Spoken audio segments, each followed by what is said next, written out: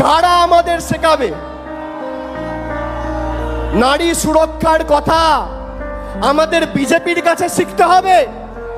যে বিজেপির সরকার মণিপুরে দুজন জনজাতি মূলবাসী মহিলাকে বিভক্ত করে রাস্তায় হাঁটিয়েছিল, সেই মণিপুরের মুখ্যমন্ত্রী এখনো পদত্যাগ করেনি।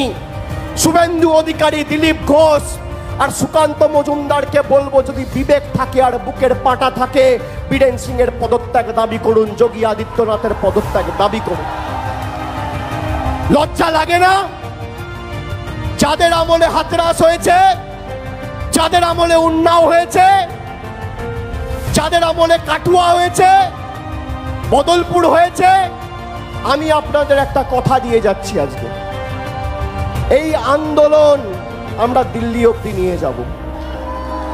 আমি কথা দিয়ে কথা রাখার ছেলে। শুরু তুমি করেছো, শেষ আমরা করব। আমাদের যেটা দরকার সেটা হচ্ছে ধর্ষণ বিরোধী টাইম বাউন্ড আইন।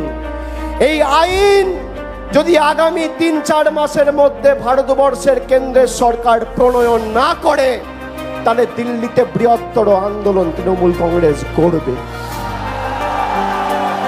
বৃহত্তর আন্দোলন করবে।